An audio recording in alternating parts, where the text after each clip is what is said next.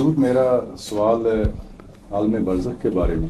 اچھا، مرنے کے بعد انسان کی روح اپنے آخری فیصلے تک، یعنی جنت اور دوزخ کا جو فیصلہ ہے، الٹیمیٹ سٹیج، اس تک پہنچنے تک وہ کن کن مراحل سے گزرتی ہے؟ عالم برزخ کا دور تو ہو سکتا ہے 1 ارب سال بھی ہو، کوئی نہیں جانتا کہ کتنا لمبا دور ہے۔ قرآن کریم نے یہ بیان فرما دیا ہے کہ اتنا لمبا دور ہے کہ اس جگہ سے جہاں تم اٹھو گے، جہاں سر دوبارہ نکالو گے، وہاں سے دنیا اپنی اتنی چھوٹی دکھائی دے گی کہ گویا تم ایک دن بھی نہیں رہے، بلکہ 1 گھنٹہ بھی نہ رہے، ایک دن کا ایک حصہ بھی نہ رہے۔ اور جس نے سب سے بڑا اچھا اندازہ لگایا ہوگا وہ کہے گا نہیں، ایک دن نہیں، 1 سال بھی ہم نہ رہے ہوں شاید۔ اللہ تعالیٰ کہے گا کہ تمہیں اس کو بھی پورا اندازہ نہیں۔ یعنی اتنا چھوٹا عرصہ دکھائی دے گا اس فاصلے سے کہ زندگی بالکل ہی مختصر سی آنن فانن آتی اور جاتی ہوئی دکھائی دے گی۔ اس زندگی میں آپ مڑ کے دیکھیں تو اتنا چھوٹا تو نہیں نظر آتا۔ بچپن کا زمانہ سکڑتا تو ہے، مگر یہ تو نہیں کہ آپ کہیں کہ میں آنن فانن ختم ہو گیا۔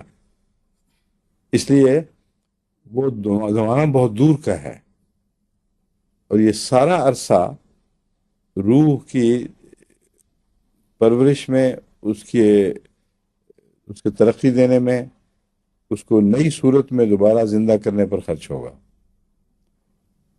اور اس تمام عرصے میں بیمار روح بیماری کے دکھ اٹھاتی رہے گی، صحت مند روح صحت کے لطف اٹھاتی رہے گی، مگر مبہم طور پر، جیسا پیٹ میں بیمار بچہ ہو یا صحت مند بچہ۔ اور جب وہ مکمل طور پر اپنی نشو و نما پا کر اس دنیا میں ابھرے گا تو اس وقت قرآن کریم کے مطابق اس کی نظر بہت تیز ہو چکی ہوگی۔ بصرو کل یوم حدید ہے، یوم اذن حدید، جو بھی آیت نکال لیں دیکھ لیں۔ خدا مخاطب کر کے کہے گا اب مزہ چکھ ان باتوں کا جو تو کرتا ہے، آج تیری نظر بہت تیز ہو کر دی گئی ہے۔ جن کے پہلے تجھے ہوش بھی نہیں تھی وہ بھی اب چیزیں دکھائی دینے لگیں گی۔ تو شعور کی تیزی جنت بھی پیدا کرے گی اور شعور کی تیزی جہنم بھی پیدا کرے گی۔ اگر کسی کی قوت شامہ ماری گئی، یعنی سونگھنے کی حس مر گئی ہو، تو وہ گندی بدبودار چیز بھی کھا سکتا ہے، اس کو پتہ نہیں چلے گا کہ میں کیا کھا گیا ہوں۔ اور وہاں اگر وہی چیز اس کو مل جائے اور قوت شامہ بے انتہا تیز ہو چکی ہو، تو جو یہاں لذت تھی وہ وہاں جہنم بن جائے گی۔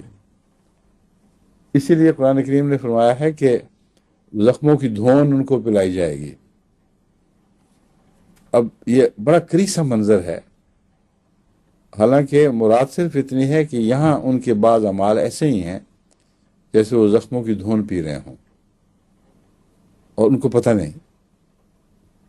دوسری اس کی مثال یہ ہے کہ وہ مردہ بھائی کا گوشت، اب یہاں وہ مردہ بھائی کا گوشت تو نہیں کھاتے مگر باتیں ایسی کرتے ہیں جیسے مردہ بھائی کا گوشت کھا رہے ہوں، لیکن شعور کی کمی کی وجہ سے اس میں لذت آ رہی ہے۔ اگر وہاں شعور تیز ہو جائے تو یہی حرکت سخت عذاب کا موجب بنے گی۔ تو یہ جو عالم برزخ ہے یہ پرورش کا دور ہے، یہ ایوولوشن کا دور ہے۔